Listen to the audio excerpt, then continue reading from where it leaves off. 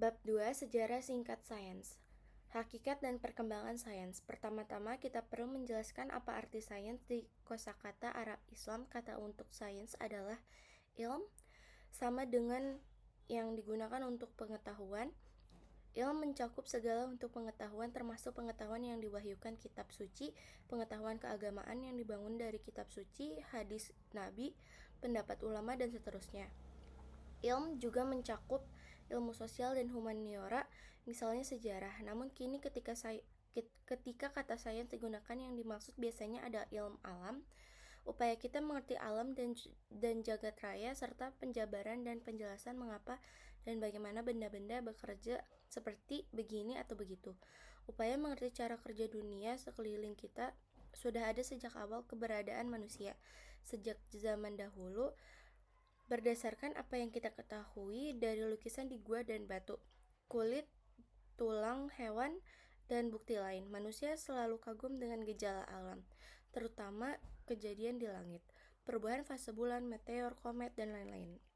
Manusia juga memperhatikan keteraturan di alam. Matahari terbit dan terbenam tiap 24 jam, bulan menjadi siklus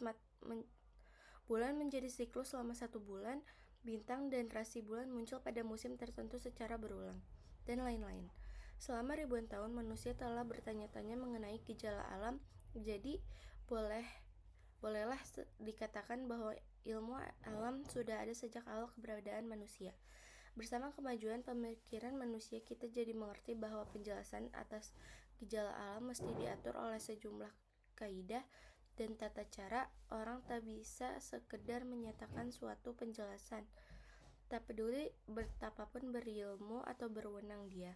Harus ada bukti dan alasan untuk penjelasan itu.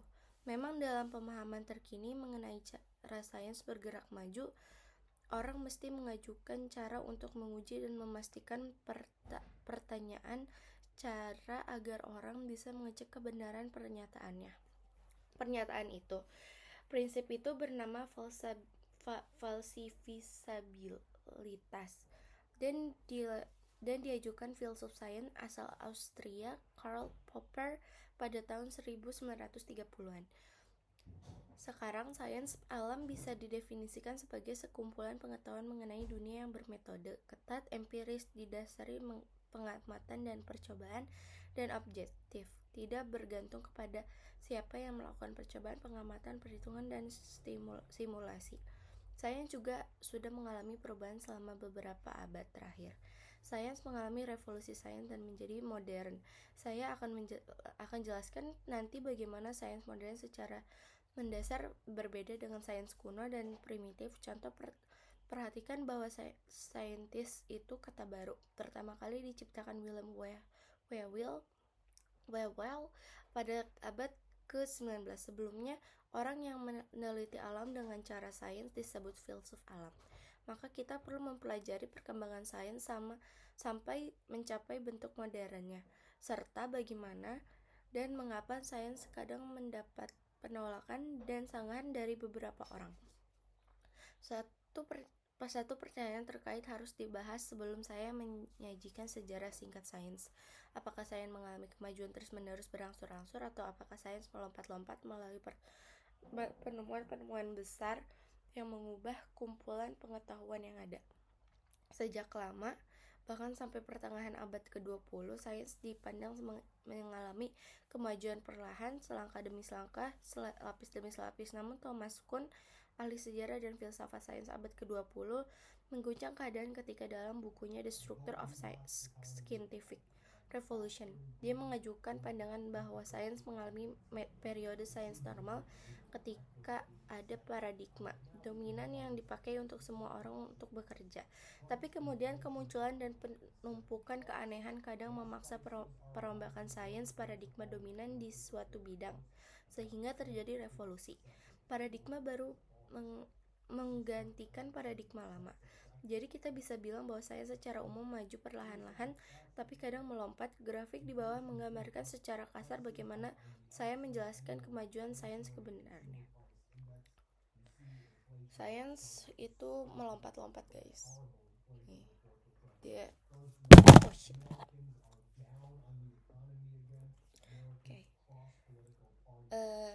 Selanjutnya, sains kuno.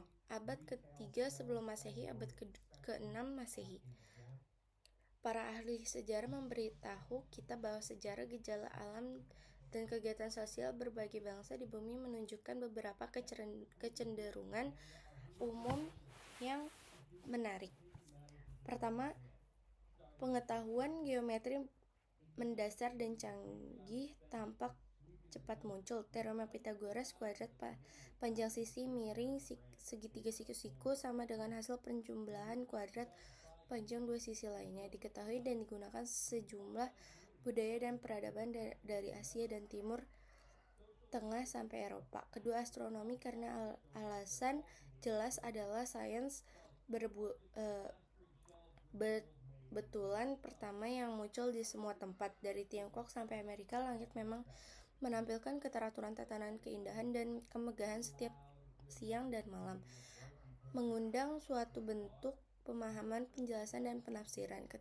Ketiga, sains secara umum dan astronomi secara khusus hampir selalu berkaitan dengan agama.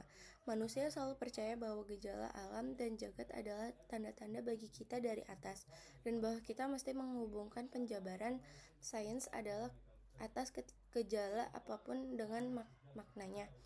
Hubungan akrab antara sains dan agama sebenarnya berguna, karena gejala alam atau jagat berkaitan dengan ritual agama, yang kemudian perlu diatur dan pada gilirannya mendorong pertumbuhan astronomi atau astrologi yang membutuhkan matematika yang makin lama makin canggih.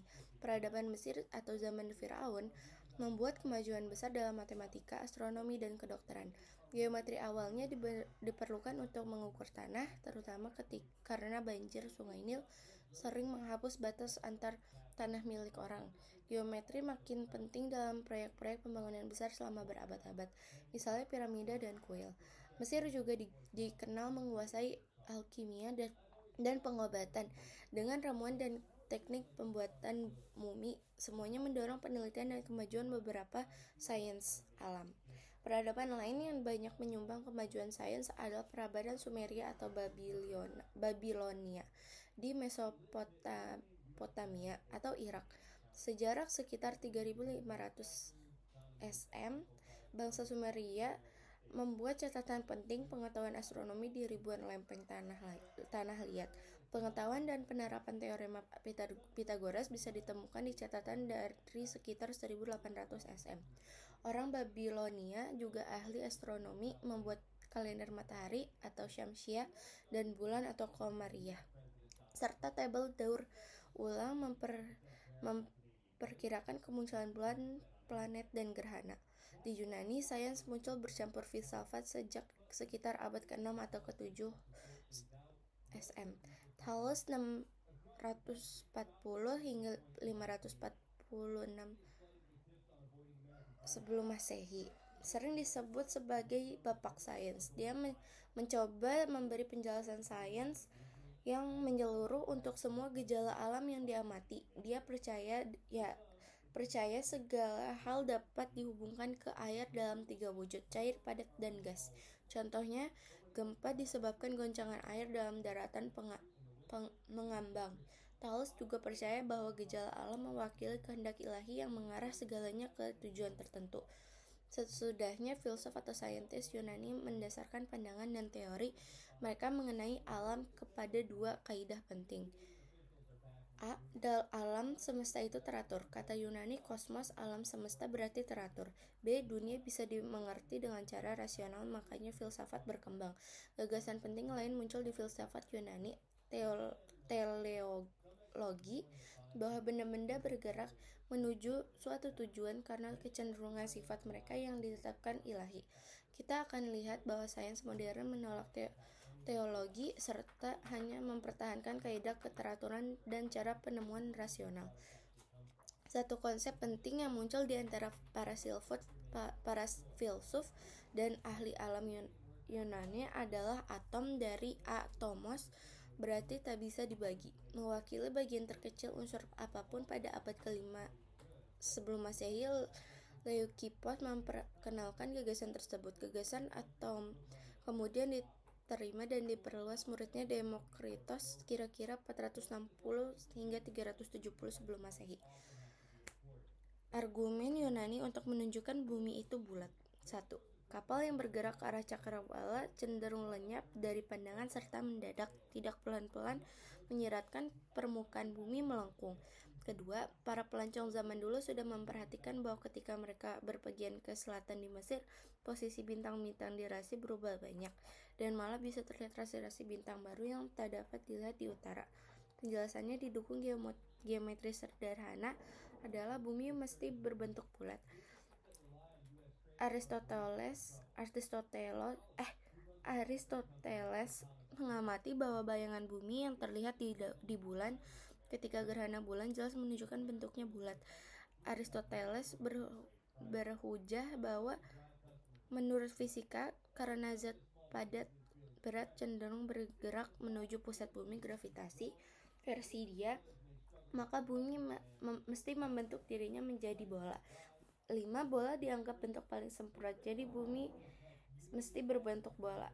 Bangsa Yunani mengembangkan geometri dan astronomi, mengajukan argumen kuat menyatakan bumi itu bulat sejak abad ke-6 sebelum Masehi dan menghasilkan model geosentris yang terkenal yang tetap dominan selama hampir 2000 tahun termasuk peradaban Islam. Namun perlu diperhatikan juga bahwa Aristarchus dan Samos ialah orang pertama yang mengajukan model heliosentris tata surya, menempatkan matahari di tengah, tapi diabadikan hampir semua ahli astronomi sampai ke abad ke-16. Pencapaian lainnya mencakup perhitungan akurat panjang keliling bumi oleh ahli geografi Eratosthenes dan pembuatan katalog bintang pertama oleh Hipparchus kira-kira 1190 hingga 120 sebelum Masehi. Plato dan Aristoteles selain banyak berkontribusi untuk filsafat, juga memajukan metodologi penelitian sains dengan membahas keunggulan dan keabsahan penalaran deduktif dan induktif.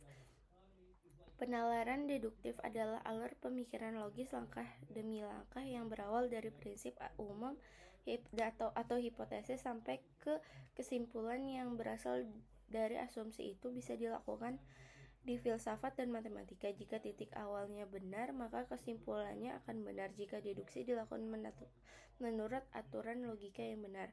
Di sisi lain, penalaran induktif berawal dari pengamatan lalu pembuatan aturan umum atau hukum berdasarkan pola yang diamati. Itu cara sains biasanya bekerja, atau setidaknya bermula pengamatan dan bola mengarah ke pengajuan hipotesis atau hukum yang menjadi sumber kesimpulan yang lalu diuji untuk memeriksa apakah usul hipotesis atau hukumnya tepat. Aristoteles juga memberi banyak sumbangan penting dalam sains, terutama di astronomi atau kosmologi dan biologi, mengajukan teori mengenai langit, juga tentang sebab akibat biologis dan keragaman hayati.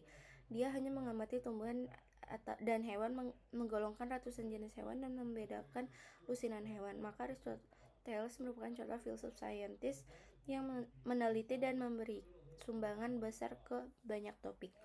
Di bidang kedokteran, Hippocrates kira-kira 460 hingga 370 sebelum Masehi, yang dikenal karena sumpah Hippocrates yang sampai sekarang masih diucapkan dokter dan pekerja medis lain, mampu menjabarkan banyak penyakit dan kondisi medis.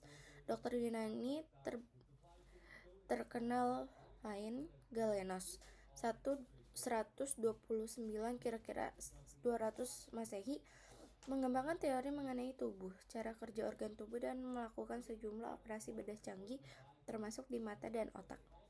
Di Alexandria, Mesir yang dipengaruhi Yunani, ahli matematika Euclides kira-kira 325 hingga 265 sebelum Masehi, yang sering disebut bapak geometri, memberi metodologi yang mantap untuk matematika berdasarkan aksioma dan teorema. Aksioma adalah asumsi awal yang dipercaya benar tapi tak bisa dibuktikan. Teorema adalah pernyataan yang bisa dibuktikan, berawal dari aksioma serta menggunakan aturan dan metode logika. Stoicheia atau elemen, karya Euclides Euclides dianggap salah satu buku terhebat yang pernah ditulis dan masih digunakan hingga sekarang. Juga Mesir, Archimedes memberi sumbangan penting bagi matematika, tapi lebih dikenal sebagai ahli fisika dengan karyanya yang mengenai cairan, daya apung, dan statistika kaidah dasar tuas. Tidak banyak yang tahu bahwa peradaban India juga memberi sumbangan besar ke matematika dan sains. Peradaban India punya sejarah panjang dari 4000 sebelum Masehi di lembah Sungai Sindu, di mana telah ditemukan sisa-sisa bangunan kuno yang konstruksinya menunjukkan pengetahuan matematika dan statistika sampai abad ke-15 Masehi ketika Nilakanta Somayaji 1444 hingga 1544, ahli matematika dan astronomi di Kerala, membuat model langit yang canggih, orbit planet sebelum revolusi eliptika Kepler. Sebelumnya pada abad ke-6 dan ke-7 Masehi, para saintis India memperkenalkan konsep-konsep matematika penting yang dimanfaatkan para saintis Arab Muslim. Aryabhata 476 hingga 550 di Aryabhatia memperkenalkan beberapa fungsi trigonometri dasar termasuk sinus, kosinus, dan konsekan, tabel trigonometri, serta teknik dan prosedur matematika. Pada abad ke-7 Brahmagupta menjelaskan bagaimana 0 digunakan sebagai angka desimal dan pengisi tempat. Sistem angka 0 sampai 9 digunakan para saintis Arab Muslim dimulai oleh Al-Khawarizmi kira-kira 780 hingga 850 sebagai angka Arab, dan sesudahnya digunakan hampir universal, dikenal sebagai sistem angka Hindu-Arab. Sains zaman pertengahan abad ke-6 Masehi, pertengahan abad ke-16 Masehi. Peradaban Tiongkok juga membentang selama beberapa ribu tahun mencapai zaman pertengahan, ketika mulai berhubungan dengan peradaban lain, pertama-tama dengan peradaban Arab Muslim, lalu dengan peradaban Barat. Para saintis Tiongkok mendapat banyak pertemuan luar biasa dan memberi kontribusi untuk sains dan teknologi, termasuk kompas, kertas, roket, dan lain-lain. Sementara 0 tidak digunakan sebagai angka dan jumlah tersendiri. 10 dianggap suatu jumlah, dan pada abad ke-1 Masehi angka negatif dan pecahan mulai dipakai. Belakangan, para ahli matematika Tiongkok mengembangkan teknik untuk menghindari pangkat 2, pangkat 3, dan pangkat lebih besar lagi untuk menjawab soal linear, kuadrat, dan kubik. Di aljabar dan geometri juga terjadi perkembangan. Di astronomi, pengamatan di Tiongkok adalah rangkaian sinambung terpanjang pengamatan berbagai fenomena, termasuk gerhana, bintik matahari, komet, dan supernova. Yang paling terkenal pada 1054 menghasilkan apa yang kini tampak sebagai nebula kepiting.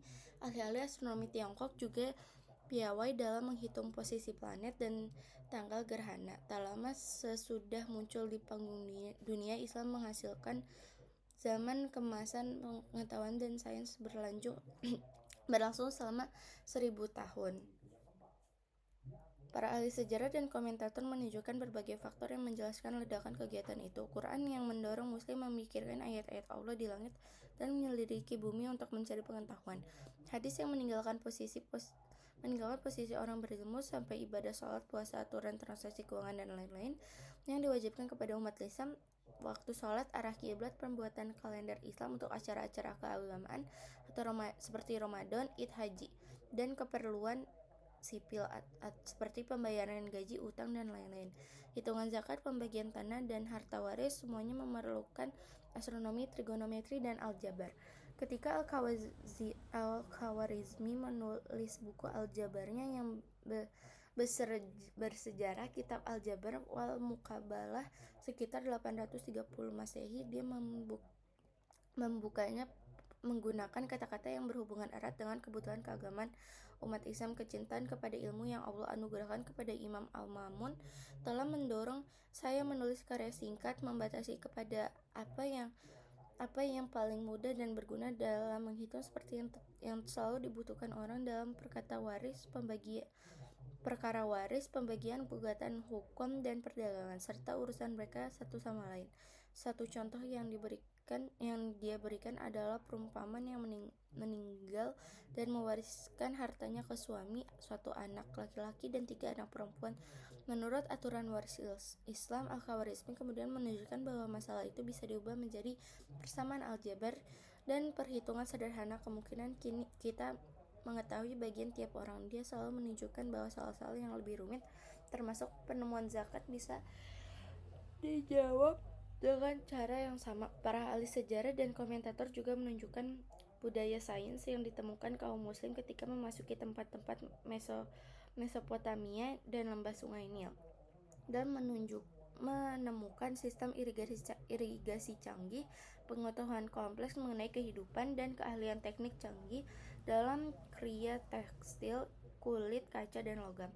Sesudah berinteraksi dengan para sarjana India, Baitun, dan negeri-negeri lain, umat Islam belajar cara penelitian dan pembelajaran sistematik yang kemudian menjadi sains. Saintis Muslim mengembangkan percobaan sebagai dasar sains, bahkan lebih mementingkan percobaan daripada orang Yunani yang lebih dalam hal teori dan pengembangan sains. Maka Ibnu Heitzman kira-kira 1605 hingga 1040 Masehi, salah satu orang yang terhebat di antara ribuan saintis pada zaman kemasan peradaban Islam, diakui sebagai salah seorang pengembangan pertama metode sains yang sering dianggap ciptaan Francis Bacon yang hidup sekitar 500 tahun sesudahnya, yang mengutamakan pemeriksaan kebenaran hasil atau anggapan apapun lewat percobaan. Ibnu Hasim juga dikenal sebagai bapak optika karena karyanya Kitab Al-Manazhir, kitab optika kira-kira 1000 Masehi, yang bukan hanya menunjukkan dengan tegas bahwa penglihatan adalah hasil cahaya yang memasuki mata, bukan karena cahaya keluar dari mata memberikan penjelasan fisik fisiologi proses penglihatan, melainkan juga menyajikan banyak alat optik, cermin berbagai bentuk, dan gejala optik termasuk pemantulan dan pembiasan. Barangkali bidang yang paling lama aktif dalam zaman kemasan sains Islam adalah astronomi, sering kali bercampur dengan astrologi. Peradaban Islam mendirikan observatorium mengagumkan selama 8 abad dan di banyak tempat dari Turki sampai India, termasuk Maragha sekarang di Iran Barat, di mana satu observatorium yang berdiri hanya selama 30 tahun menghasilkan sekolah astronomi terbesar zaman itu, dan Samarkand, di mana ada satu alat yang berada di tanah dengan jari-jari sepanjang 40 meter. Ahli astronomi terkenal di peradaban muslim pada masa itu mencakup Al-Batani wafat 929, Al-Biruni 973 hingga 1048, Ibnu Yusuf wafat 1009, Al-Majrid wafat kira-kira 1007, Abdurrahman Syufi 903 hingga 986, Al-Zarqali kira-kira 1029 hingga 1080, Nasruddin Tusi 1201 hingga 1274, Ibnu Shatir 1304 hingga 1375, Ahli Kusci 1403 hingga 1474, Syamsuddin Kafri kira-kira 1470 hingga 1550, dan Taqiyuddin bin Ma'aruf abad ke-16. Bidang lain yang banyak mendapatkan sumbatan sains muslim adalah kedokteran yang diubah menjadi sains eksperimental oleh orang-orang seperti Ibnu Sina 1080 hingga 1037 yang serba bisa, dan pertama kali melakukan uji klinis. Orang hebat itu juga dianggap penemu sifat menular pada penyakit dan pengembangan awal farmakologis klinis. Kanun fi al-Tibb, kanun kedokteran karya Ibnu Sina, menjadi buku pelajaran kedokteran standar di Eropa sampai ke abad 18. Kontributor penting lain dalam bidang kedokteran selama zaman kemasan Islam mencakup Razi wafat 923 atau 4, yang menerapkan pengetahuan kimia dalam kedokteran. Abul Qasim Al-Zahrawi atau Al-Bukasis wafat kira-kira 2013 terkenal karena alat-alat bedah yang dia gunakan dan jabaran di karyanya. Kitab Al-Tasrif, ensiklopedia medis dengan 30 bagian, juga menjabarkan cara-cara membuat obat melalui sublimasi dan penyulingan. Juga ada Ibnu Baitar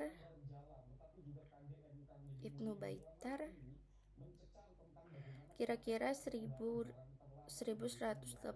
hingga 1248, ahli tumbuhan, obat, dan kedokteran dari Andalusia, dengan sumbangan terbesar berupa kitab Al-Jami, Il-Mufradat, Al-Hawiyah, wal Adhiyah, kitab obat dan makanan, yang bukan hanya menunjukkan 1.500 penulis berdasarkan Arab sebelumnya dan 20 penulis Yunani, melainkan juga mendaftar 1.400 tumbuhan, makanan, dan obat. Karya besar keduanya berjudul Kitab Al-Mughni fi Al-Adwiyah, Al-Mufradah, kitab obat sederhana, ensiklopedia obat yang mencakup pengetahuan mengenai khasiat tumbuhan untuk mengobati berbagai penyakit di kepala, telinga, mata, dan lain-lain.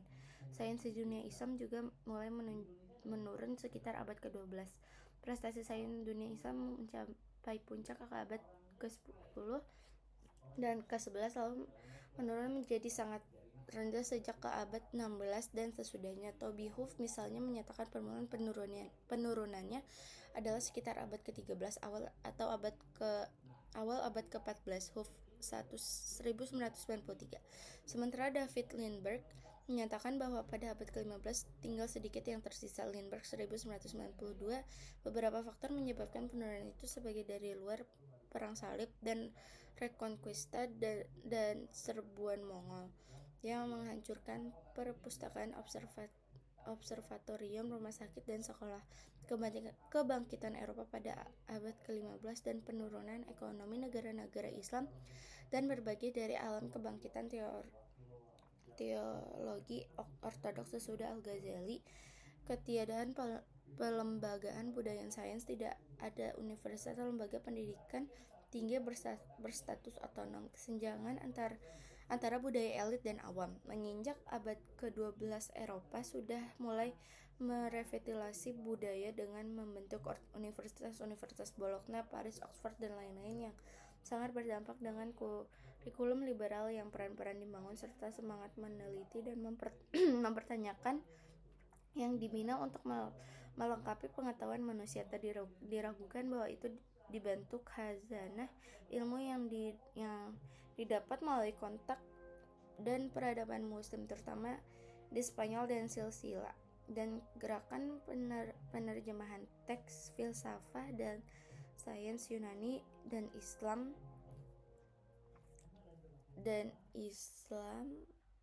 dari bahasa Arab ke Latin. Penjelasan di negeri-negeri jauh, terutama India dan Tiongkok, juga membawakan pengetahuan tambahan yang digunakan sebagai dasar pengembangan lebih lanjut. Pada abad ke-13, bentuk-bentuk awal metode sains dan pemahaman dan kebutuhan menjabarkan fenomena dan hasil secara sistematik matematis mulai berakar di Eropa bersama karya para sarjana seperti Robert Grosseteste 1175 hingga 1253 dan Roger Bacon 1214 hingga 1292 membuka jalan untuk Copernicus dan Galileo. Sains modern pertengahan abad ke-16 sekarang. Universitas Eropa yang baru didirikan dengan kurikulum terbuka dan peninjauan atas filsafah dan sains bersama teknologi dan seni memberikan hasil yang mengubah sejarah dunia.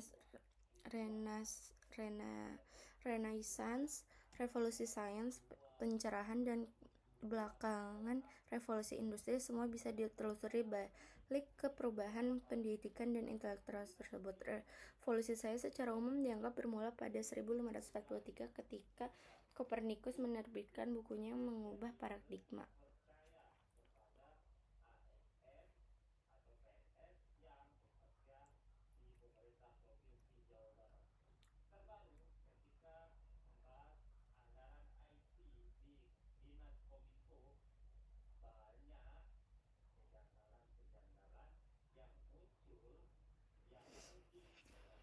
De Revolutionibus atau revolusi, planet mengelilingi matahari, di mana dia berargumen berdasarkan teori dan pengamatan bahwa matahari mestilah pusat dunia, heliosentrisme, bukan bumi, geosentrisme. Dengan demikian dia membuat bumi jadi sekedar planet, dan manusia tak lagi menjadi pusat alam semesta yang dia sajikan sebagai penggeseran kecil. Posisi bumi sebenarnya gempa besar sains, intelektual, bahkan teologis.